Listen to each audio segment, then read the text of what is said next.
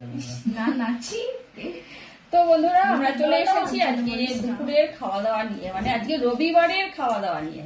আজকে রবিবারের খাওয়া দাওয়া রবিবারে শুধু মাছ মাছ মাছ মাছ খাবার তো মাছ। তো চলো আজকে কি কি আছে রেসিপিতে আগে তুলে নিয়েছে। ঠিক আছে, ও কি মুখে দিয়ে এই দেখো এখানে রয়েছে থোড় এটা থোরবটি। থোরবটিটা মাম্মাম খায়নি, ওর জন্য রেখে দিয়েছি ওর থোরবটি, আমরাও একটু একটু সবাই খাবো।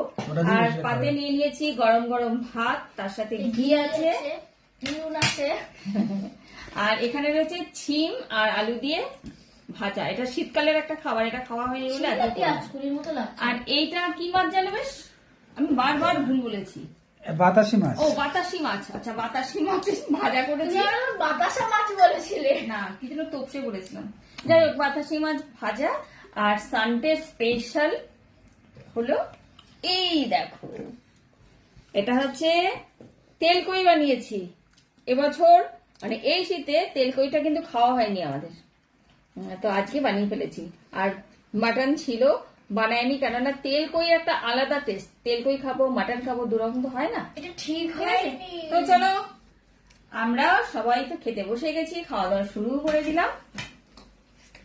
ভালো না খাবার গুলো আজকে? ভালো একটু কি বলতো, যত যাই রান্না করি না কেন ওই